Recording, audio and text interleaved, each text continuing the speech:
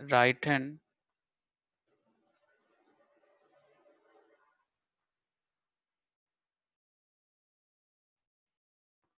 Thumb rule या Maxwell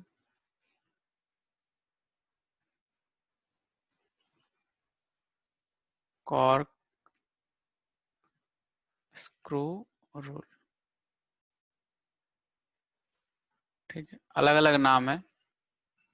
मैंने आपको बताया था कि मैक्सवेल कॉर्क स्क्रू या राइट हैंड थंब रूल क्या है। सिंपली आपके पास अगर कोई एक वायर है, लेट्स से वायर है ए बी, यहाँ से करंट ऐसे जा रही है आई, ठीक है। अगर आपसे पूछा गया कि ये पी पॉइंट है, यहाँ पे आपको बताना है मैग्नेटिक फील्ड का डायरेक्शन, तो आपको क्या करना था कि जो भी वायर है आप उसको अपने राइट हैंड में ले, और थंब का जो डायरेक्शन होना चाहिए करंट के डायरेक्शन में होना चाहिए। सो थंब का डायरेक्शन करंट के डायरेक्शन में होगा, ठीक है। और जो कर्ल फिंगर होंगी, जो आपकी ये उंगलियां होगी, ठीक है, ये आपको डायरेक्शन बताएगी मैग्नेटिक फील्ड का डायरेक्शन। तो अगर ये वायर है, ठीक है, तो यहां से मैंने वायर को बाहर निकाला, देखो अगर ये पॉइंट है, ये पेन है, तो पेन के कैप की तरफ करंट फ्लो कर रही है, ठीक है, लेट्स से बी पॉइंट है कैप इसका, तो इस डायरेक्शन में करंट फ्लो कर रही है। तो मैंने जो वायर था यहाँ से वायर को बाहर निकाला और राइट हैंड में वायर को अपने लिया, और थंब कहाँ किया, ये थंब मेरा करंट के डायरेक्शन में। तो जो कर्ल फिंगर होगी वो क्या देगी, मैग्नेटिक फील्ड का डायरेक्शन देगी। तो सब लोग इस चीज को अप्लाई कर सकते हो आप अपने अपने पेन की हेल्प से। तो जो पी पॉइंट है जो मैंने आपको बताया है, आपके स्क्रीन और पेन के बीच में है, यानी स्क्रीन और वायर के बीच में वो पी पॉइंट है। तो यहाँ से मैग्नेटिक फील्ड लाइंस निकल रही होगी और वापस इसमें सिंक हो रही होगी। तो अगर मैं 3D में बनाने की कोशिश करूं आपके लिए, तो जो फील्ड लाइंस होगी इस टाइप का कुछ होगा, ऐसे। तो पी से फील्ड लाइंस निकल रही होगी ऐसे, और ऐसे जा रही होगी क्लोज लूप बना के। और यहाँ पे लेट से अगर कोई क्यू पॉइंट है, तो क्यू पॉइंट पे मैग्नेटिक फील्ड क्या होगी, क्रॉस होगी, और पी पॉइंट पे क्या होगी, डॉट होगी। ये आपको क्लियर होना चाहिए। सब लोग ट्राई करें और ये देखें ये क्या आपका आंसर आ रहा है। नहीं,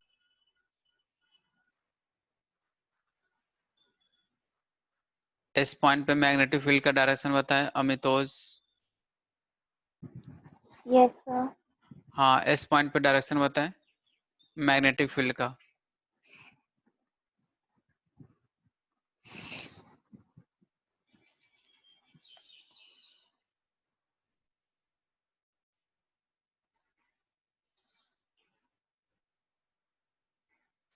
time, the question is about net magnetic field or net any vector quantity. Is it clear to everyone?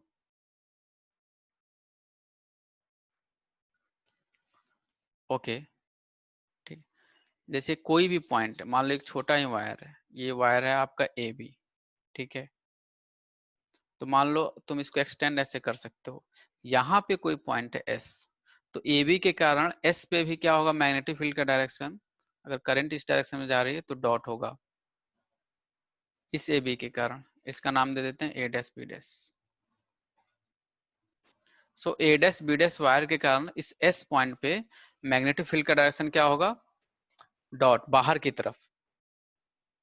लेकिन अगर वायर के नीचे कोई पॉइंट है, लेट से एस डैश है, तो यहाँ पे मैग्नेटिक फील्ड क्या हो जाएगा, cross A dash B dash के कारण। आपको simply right hand thumb rule लगाना आना चाहिए, और पॉइंट कहाँ है that should be very clear. So should we move forward? Yes, sir. Okay, now the next thing we are going to learn, पूछेगा भी नहीं आपसे, डायरेक्ट इसका एप्लीकेशन देखें। बार्ट सबर लॉ क्या बोलता है कि कोई भी वायर है एक, ठीक है, फाइनाइट वायर। फाइनाइट वायर क्या होता है यार, फाइनाइट वायर होता है जिसका आपको लेंथ पता हो। कोई भी वायर है ऐसे, और इसमें करंट मान लो इस डायरेक्शन में जा रही है, कोई एक वायर है उसमें करंट बह रही है, ठीक है, डायरेक्शन आपको पता है, दिख रहा है। तो किसी भी पॉइंट पे इस वायर के कारण मैं मैग्नेटिक फील्ड निकाल सकता हूँ। लेट से आर डिस्टेंस पे कोई पॉइंट पी है, यहाँ पे मुझे मैग्नेटिक फील्ड बताना है आपको। आर वेक्टर है, करंट कैसी क्वांटिटी है, स्केलर क्वांटिटी है, पोजीशन कैसी वेक्टर है, पोजीशन वेक्टर क्वांटिटी है। तो इस वायर के कारण पी पॉइंट पे आपको बताना है मैग्नेटिक फील्ड। तो यहाँ पे मैग्नेटिक फील्ड क्या होगा, छोटू डीबी होगा। छोटू मैग्नेटिक फील्ड हम लोग निकाल रहे हैं। लेट्स से मैं वायर में गया और एक छोटा सा एलिमेंट लिया जिसको मैंने बोल दिया डीएल एलिमेंट, ठीक है, डीएल एलिमेंट मैंने बोल दिया। और देखिए आप ध्यान से, मैं यहाँ पे डीएल को वेक्टर क्वांटिटी बना रहा हूं, तो मैं आपको मैग्नीट्यूड और डायरेक्शन दोनों बताऊंगा। तो बायट-सवर्ट लॉ क्या बोलता है, कोई भी तुम्हारे पास फाइनाइट वायर है, किसी आर पोजीशन वेक्टर पे तुम्हें अगर मैग्नेटिक फील्ड निकालना है तो वो मैग्नेटिक फील्ड कितना होगा, वो बायट-सवर्ट लॉ बताता है। तो वायर में मैंने एक छोटू एलिमेंट लिया डीएल, जो कि मैंने आपके लिए वेक्टर क्वांटिटी बनाया है। तो डीबी जब लिखा गया तो बायोट ने जो डीबी लिखा वो बोला कि जो डीबी है यार, छोटू magnetic field at P point, वो डायरेक्टली प्रोपोर्शनल है आई के और डीएल के, ठीक है, और आर के, ठीक है, आर पोजीशन वेक्टर बना देता हूं मैं आपके लिए, और साइन थीटा मैं बोल देता हूं। और अगर मैं ये आर हटा दूंगा, अलग अलग फॉर्मेट हैं इसके, या डायरेक्ट मैं यहाँ पे आपको फिलहाल अभी इतना ही बता दूंगा मैं, आई के, लेंथ के और आर स्क्वायर, ठीक है, आर स्क्वायर, और आप यहाँ पे साइन थीटा भी लिख लेते हैं, साइन थीटा। सो बायोट ने ये बताया कि जो छोटू मैग्नेटिक फील्ड होगा, छोटू लेंथ डीएल के कारण पी पॉइंट पे, वो मैग्नेटिक फील्ड डायरेक्टली प्रोपोर्शनल होगा करंट के, छोटू एलिमेंट डीएल के, और पोजीशन वेक्टर और करंट के बीच में जो एंगल बन रही होगी, जो आपको दिख रहा होगा थीटा, थीटा साइन थीटा, और डिनोमिनेटर में आर स्क्वायर होगा। ये बायोट की कहानी थी, उसने बताया। तो जैसी कांस्टेंट ऑफ प्रोपोर्शनलिटी हटाया गया तो एक कांस्टेंट इसे रखा गया ताकि एक्सप्रेशन हमारा सेटिस्फाई हो। तो जो कांस्टेंट ऑफ प्रोपोर्शनलिटी हटाया गया वो ऐसे लिखा गया, वो कांस्टेंट ऑफ प्रोपोर्शनलिटी आया mu not I dl sine theta upon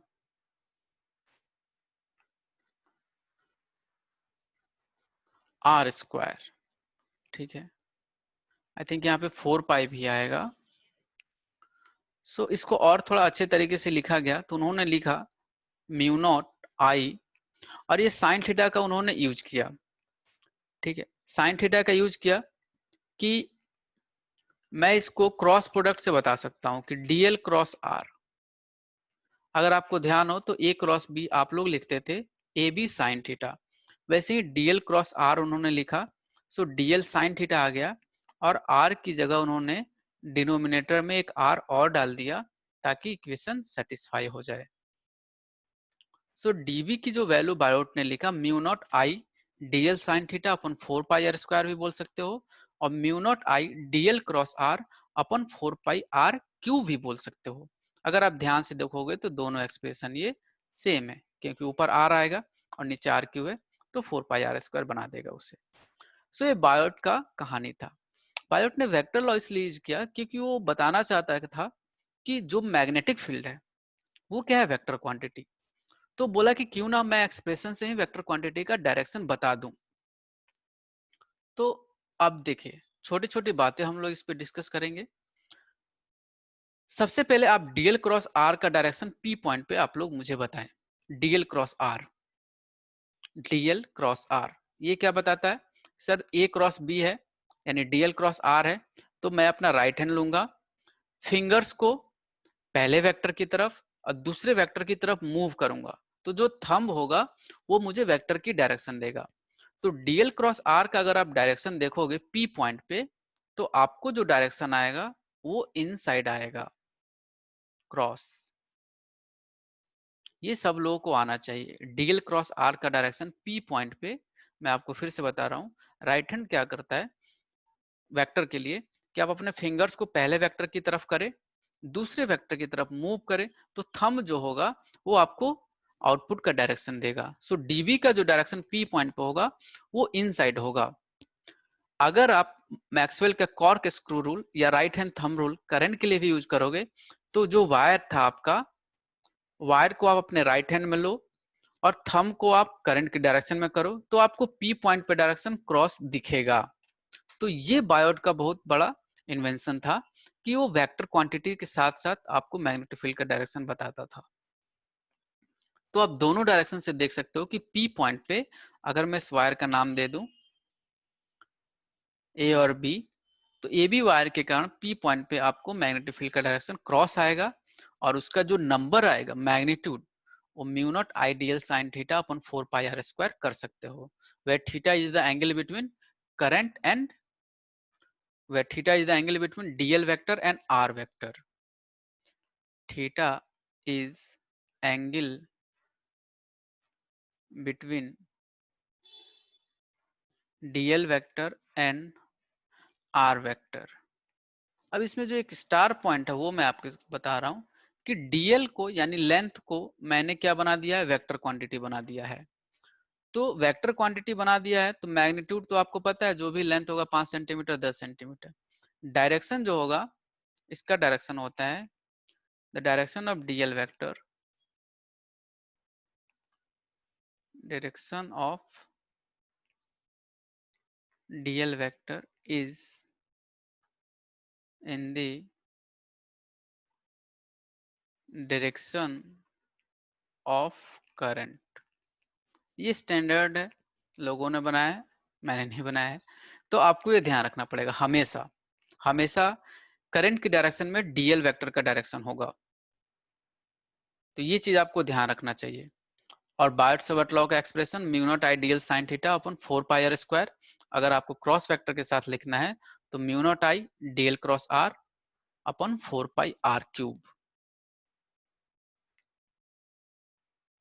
आप लोग लिख ले। सो ये आपको बायट-सावर्त लॉ एक्सप्रेशन आपको बिल्कुल रटे होना चाहिए। Mu not I D L sine theta upon 4 pi are square, cross vector में लिखना है तो mu not I D L cross r upon 4 pi r cube.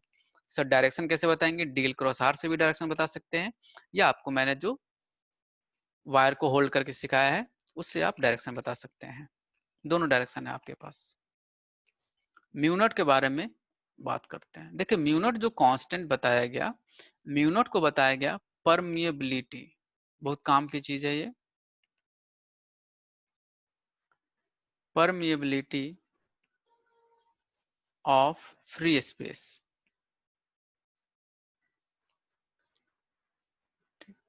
और इसकी जो वैल्यू आती है वो होती है 4 pi into 10 to the power -7।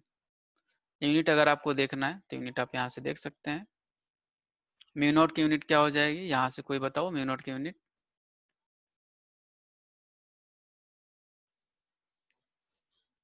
हाँ विनीत यूनिट बताओ म्यू नॉट की। बड़ी बात नहीं है, एक्सप्रेशन को आप मैनिपुलेट करके निकाल सकते हैं। सो टेस्ला मीटर एम्पियर, ठीक है। टेस्ला क्या होता, मैग्नेटिक फील्ड का एसआई यूनिट, मीटर आपको पता है, और एम्पियर क्या हो गया, करंट। सो म्यू नॉट की वैल्यू जो होगी, कांस्टेंट की वैल्यू ये होगी 4 pi into 10 to the power -7, और ये होता है परमिएबिलिटी ऑफ फ्री स्पेस, ठीक। सो परमिएबिलिटी ऑफ फ्री स्पेस क्या होता है उसके बारे में हम लोग बात करेंगे। देखिए मैंने आपको एक बताया था एफ साइलेंट नॉट, अगर आपको ध्यान हो तो एक हमने बात किया था एफ साइलेंट नॉट के बारे में। एफ साइलेंट नॉट जो होती थी वो होती थी permittivity, permittivity of free space. Permittivity और परमिबिलिटी में डिफरेंस देखें। जो एफ साइलेंट नॉट क्वांटिटी है वो इलेक्ट्रिक फील्ड के साथ, इलेक्ट्रिक फील्ड पे डिपेंड करती है। मैंने आपको बताया था कि कोई भी मटेरियल है उस मटेरियल से कितने इलेक्ट्रिक फील्ड पास होगी, ये कौन बताएगा, ये एफ साइलेंट नॉट बताएगा कि कितने इलेक्ट्रिक फील्ड लाइंस उस मटेरियल से पास होगी। वैसे ही म्यू नॉट क्या बताएगा, मान लो मेरे पास कोई मेरा मटेरियल, एक फोन है मेरा, ठीक है, यहां से कितनी मैग्नेटिक फील्ड लाइंस पास होगी ये कौन बताएगा, म्यू नॉट बताएगा, परमिबिलिटी बताएगा। कि इस फोन से या इस मटेरियल से कितनी मैग्नेटिक फील्ड लाइंस पास होगी। और म्यू नॉट और एप्सिलॉन नॉट में इसकी वैल्यू अगर आपको ध्यान हो तो 8.85 इंटू 10⁻⁻12 यूनिट आपको पता है कूलम स्क्वायर पर न्यूटन मीटर स्क्वायर। दोनों में जो रिलेशन होता है इसको ऐसे लिखा जाता है कि जो आप c पढ़ते हो speed of light 1 square root mu naught और एप्सिलॉन नॉट लिखा जाता है। तो म्यू नॉट और एप्सिलॉन नॉट को जब आप मल्टीप्लाई करोगे तो आपको ये स्पीड ऑफ लाइट मिल जाएगी, जिसकी वैल्यू होती थी 3 इंटू 10⁸ मीटर पर सेकेंड। तो यहीं से ये वैल्यू निकाली जाती है, c की वैल्यू आप मल्टीप्लाई करोगे 4 पाई, अगर आप देखोगे तो -12 और -7 -19 हो गया, और ऊपर गया तो 19 मान लो, तो 9 मान लो, तो 10⁸ 9 के आसपास आपको दिख जाएगा answer. So 1/√μ not into epsilon not will give you speed of light. बहुत बार पूछा गया है कि आप बच्चा इसका डायमेंशन बता दो, यूनिट ऑफ डायमेंशन में बहुत बार क्वेश्चन आ चुका है, जेई भी पूछ सकती है बहुत बार कि इसका डायमेंशन बता दो, क्या डायमेंशन होगा, तो सी के डायमेंशन को LT-1 को बियर करेगा। सी का डायमेंशन आपको पता होगा LT-1, तो 1/√μ नॉट एप्सिलॉन नॉट का डायमेंशन क्या होगा LT-1 यानी मीटर पर सेकेंड, और नंबर कितना होगा 3 इंटू 10⁸ जो कि स्पीड ऑफ लाइट को रिप्रेजेंट करेगी। आपको थोड़ा बहुत अगर ध्यान हो, आप लोग को बताया गया होगा कि जो EM वेव होती है,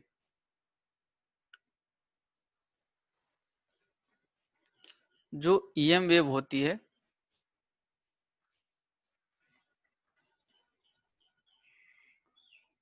EM wave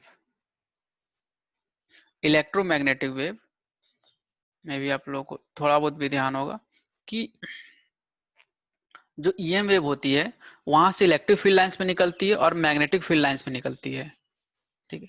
electric field lines में होती है और magnetic field lines EM wave में होती है।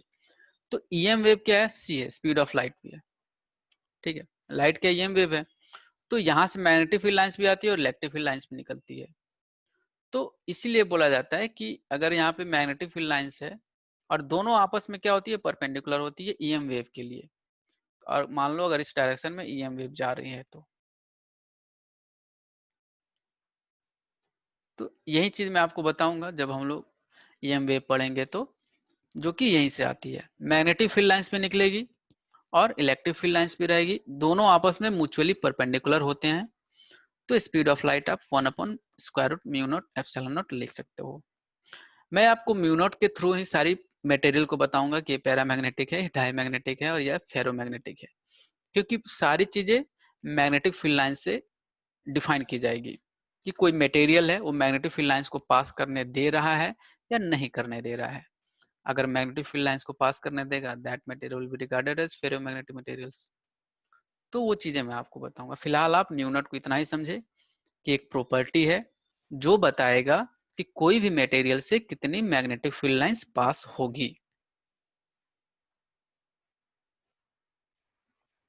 Yes sir. जय, क्लियर है क्या, मैंने सही दिखाया है? Yes sir, clear. Okay, now so finite wire के कारण किसी भी पॉइंट पे अगर आपको मैग्नेटिक फील्ड निकालना है, so you have to use Biot Savart law, that is mu not I dl sin theta upon 4 pi r square, and if you want to use in cross product, so that will be mu not I dl cross r upon 4 pi r cube. मैं कुछ wire का magnetic field आपको बता रहा हूं जो आपको बिल्कुल याद होना चाहिए, बिल्कुल रट्टे होना चाहिए। Wire magnetic field due to some wire, magnetic field due to wire.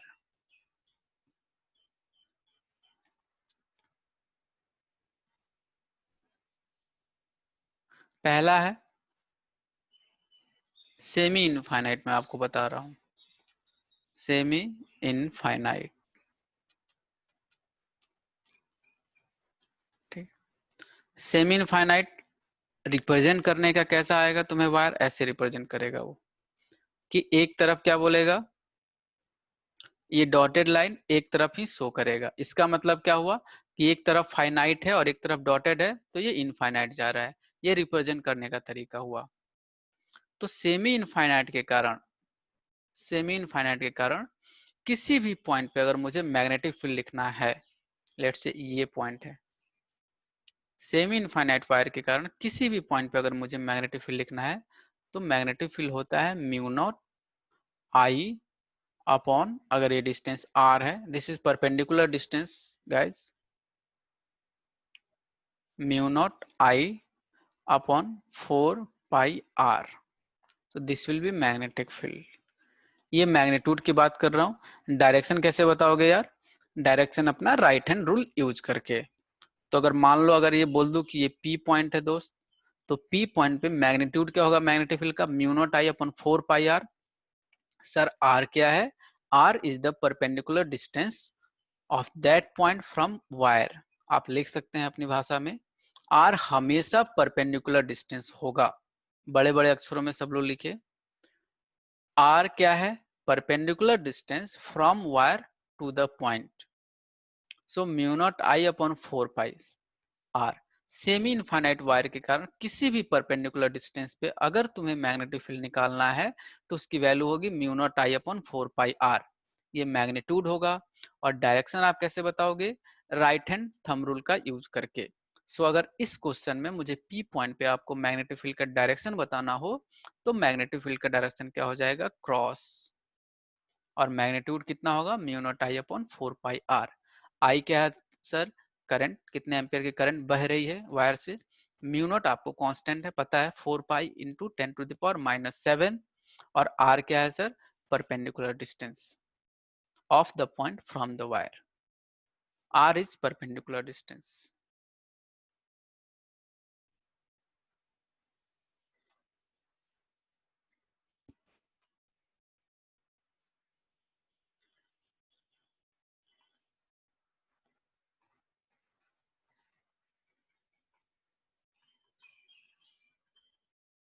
Okay, इस सेमी इनफाइनाइट की कहानी है। Should we move forward?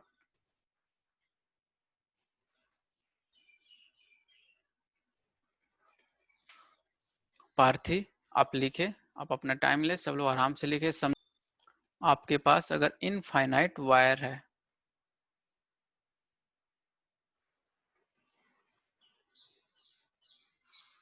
Infinite wire आपको कैसे दिखेगा? ऐसे दिखेगा, दोनों तरफ आपको डैश मिलेगा। ये रिप्रेजेंट करने का तरीका है। कभी कभी क्वेश्चन में क्या होगा, वो बोलेगा नहीं, आपको सीधा वायर से डायग्राम से आपको पता करना पड़ेगा कि इनफाइनाइट या फाइनाइट है। सो दोनों तरफ अगर डैश है, तो आपको समझ जाना पड़ेगा इनफाइनाइट वायर है। तो मान लो इस डायरेक्शन में करंट इधर जा रही हो, तो किसी भी परपेंडिकुलर डिस्टेंस पे अगर मुझे मैग्नेटिक फील्ड निकालना हो, लेट्स से एस पॉइंट है, तो एस पॉइंट पे अगर मुझे मैग्नेटिक फील्ड निकालना है, अगर ये डिस्टेंस इसका आर है, तो एस पॉइंट पे जो मैं मैग्नेटिक फील्ड लिखूंगा, so the value will be, उसका हाफ हो जाता है सॉरी, म्यू नॉट आई, आई क्या होगा? करंट, अपॉन, सॉरी ट्वाइस हो जाएगा 2 पाई आर।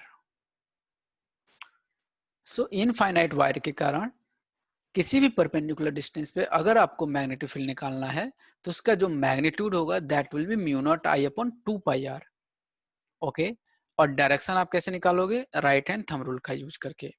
सो अगर एस पॉइंट पे इस वायर के कारण मुझे मैग्नेटिक फील्ड देखना है, तो मैं डॉट बनाऊंगा। तो एस पॉइंट पे डॉट का डायरेक्शन आएगा, तो डायरेक्शन हो गया और ये मैग्नीट्यूड हो गया इनफाइनाइट वायर के कारण। सब लोग बहुत ध्यान से समझे इस चीज को, ठीक है? देखो, आपको ये वायर है, ठीक है? वायर में करंट की डायरेक्शन अगर आपको पता है, तो किसी भी पॉइंट पे आप मैग्नेटिक फील्ड का डायरेक्शन बता सकते हो। कैसे आप यूज करते हो? सर मैं वायर को अपने हाथ में लूंगी, अपने थंब को करंट के डायरेक्शन में करूंगी, और जो कर्ल फिंगर होगा, जो कर्ल फिंगर होगा, वो क्या हो जाएगा? मैग्नेटिक फील्ड का डायरेक्शन बताएगा। ठीक है, जो कर्ल फिंगर होगा वो मैग्नेटिक फील्ड का डायरेक्शन बताएगा। जैसे मैंने आपके लिए सर्कुलर वायर बताया है, सर्कुलर वायर में अगर मैं आपसे पूछूं कि सेंटर पे आप मुझे मैग्नेटिक फील्ड का डायरेक्शन बताओ, आउटसाइड होगा। ठीक है? सर्कुलर वायर में अगर मैं आपसे पूछूं कि आप सेंटर पे मुझे मैग्नेटिक फील्ड का डायरेक्शन बताओ, तो देखिए, अगर आप नॉर्थ। इस, हाँ बताओ, क्या कुछ बोल नहीं रहे सर। हो? तो अगर आप मैग्नेटिक फील्ड का डायरेक्शन देखोगे तो आप सर्कुलर वायर को, अगर ये सर्कुलर वायर है लेट से, ठीक है, सो करंट की डायरेक्शन लेट से ऊपर जा रही है, आई थिंक सबके लिए अपवर्ड ही होगा, तो ऊपर अगर जा रही है तो थंब के ऊपर जा रही है करंट की डायरेक्शन, ठीक है, तो मैं क्या करूंगा, थंब को करंट के डायरेक्शन में करूंगा और ये फिंगर लगाऊंगा, ठीक है, सो थंब, तो अगर आप देखोगे तो आपको दिखेगा कि जो इनसाइड पॉइंट होगा यानी सर्कल के अंदर के जो पॉइंट्स होंगे सारे पॉइंट्स पे मैग्नेटिक फील्ड का डायरेक्शन डॉट होगा। आप वायर को अपने हाथ में पकड़े राइट हैंड में और थंब को करंट की डायरेक्शन में करें तो आपको दिखेगा कि सर्किल के अंदर जितने भी पॉइंट्स है वहां से मैग्नेटिक फील्ड लाइंस बाहर निकलेगी आपके फेस की तरफ। तो ये आपको बात क्लियर होना चाहिए कि यहाँ पे जितने भी पॉइंट्स होंगे उनके कारण जो मैग्नेटिक फील्ड होगा वो डॉट होगा, करंट ऐसे घूम जाएगी। अब फिर से आप इस पोर्शन में भी लगाओगे, अगर आप अपने वायर को लोगे अपने हाथ में तो मैग्नेटिक फील्ड लाइंस सर्किल के हर एक पॉइंट से बाहर निकलेगी, डॉट रिप्रेजेंटेशन होगा सर्किल के अंदर मैग्नेटिक फील्ड। ये बात आप लोगों को क्लियर होना चाहिए। जिन लोग आउटसाइड, बिल्कुल सही, सब लोगों को आना चाहिए आउटसाइड डायरेक्शन। सेंटर पे जो डायरेक्शन होगा मैग्नेटिक फील्ड का वो आउटसाइड होगा, उसे मैं डॉट से दिखा सकता हूँ। पार्थिव वैद्य ने कैसे बोला कि सर ये थी आपकी वायर, ठीक है, इस डायरेक्शन में लेफ्ट की तरफ करंट जा रही है, मैंने वायर को राइट हैंड में लिया, थंब को करंट के डायरेक्शन में किया तो देखा मैंने सी से मैग्नेटिक फील्ड बाहर आ रही है, ठीक है।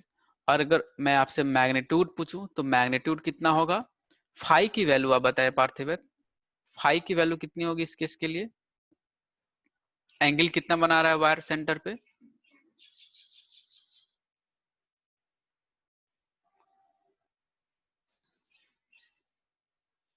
हाँ पार्थिव बताए, सेमी सर्कुलर वायर है, सेंटर पे कितना एंगल बनाएगा,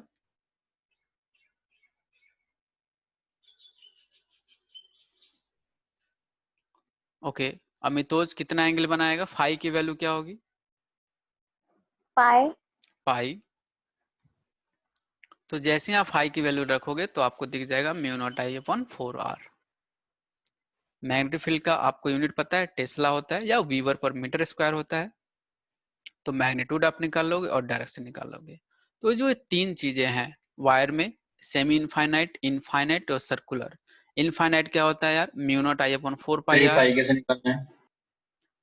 पाई कैसे निकालना है, देखो यार, पाई। जो जो एंगल है ना सेमी सर्कुलर वायर या कोई भी वायर है, सेंटर पे कितना एंगल बना रही होगी वो तुम्हें दिख जाएगा। देखो इसमें पाई दिख रहा है, मान लो मैंने एक क्वार्टर वायर बना दिया है ऐसे,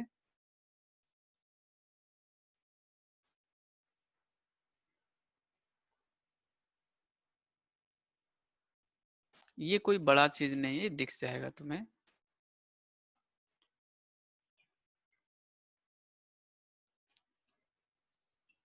मान लो ये वायर है, तो ये वायर सेंटर पे कितना एंगल बना रहा है, π/2। क्लियर है क्या? Yes sir. मान लो ये वायर है, ये वायर सेंटर पे कितना एंगल बना रहा है, 3 3π/2। तो ये बहुत इजी होता है, ये तुम्हें दिख जाएगा, बट बच्चे जल्दी में गलती कर देते हैं। मान लो एक कंप्लीट सर्कुलर हो गया, तो कितना एंगल बना रहा है, 2π। तो मैग्नेटिक फील्ड क्या हो जाएगा इस केस में सेंटर पे, mu naught I upon 4πr और फाई। इस केस में फाई की वैल्यू क्या है दोस्त, 2π।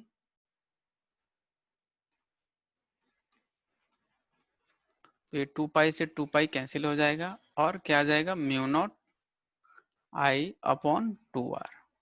तो ये मैग्नेटिक फील्ड का मैग्नीट्यूड आ गया।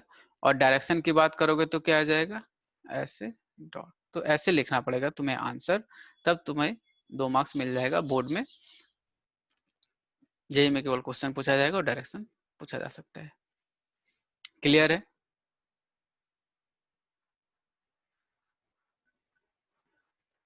तो मेनली क्या है, सेमी इनफाइनाइट वायर है जो आपने अभी देखा, semi infinite mu not I upon 4 pi r. Direction हमेशा मैं कोशिश करूंगा आपको राइट हैंड थंब रूल से बताने का, आप भी उसी से ही सीखने की कोशिश करें। आप लोग राइट हैंड थंब रूल पे कमांड करें। सेमी इनफाइनाइट के कारण किसी भी परपेंडिकुलर डिस्टेंस पे मैग्नेटिक फील्ड होगी mu not I upon 4 pi r, और आपके पास इनफाइनाइट वायर है तो mu not I upon 2 pi r. बिल्कुल रटे होने चाहिए, आपको कोई प्रॉब्लम नहीं आएगा परपेंडिकुलर डिस्टेंस पे। सर्कुलर वायर है तो सेंटर पे या वायर के कारण सेंटर पे ही पूछा जाएगा मोस्टली। मैग्नेटिक फील्ड क्या होगा, mu not I upon 4 pi r into phi. Phi क्या होता है sir, angle made by wire at the centre, और फाई आपको बहुत आराम से दिख जाएगा। यहां तक क्लियर है आप लोगों को? और बायोट सबर्ट लॉ भी आपको क्लियर होना चाहिए। एक डेरिवेशन है वो मैं आपको नहीं बताऊंगा, जब क्लास में आऊंगा तो मैं भी बता सकता हूँ। एडवांस में कभी कभी क्वेश्चंस आते हैं, ठीक है। Mu not I upon 4 pi r bracket sine theta 1 plus sine theta 2, तो देखने में आसान होता है, हालांकि उससे क्वेश्चंस बहुत डिफिकल्ट होते हैं, वो मैं जब आपको क्लास में आऊंगा तो बताऊंगा। तो ये आपको ध्यान होना चाहिए। Biot Savart law, mu not ideal sine theta upon 4 pi are square.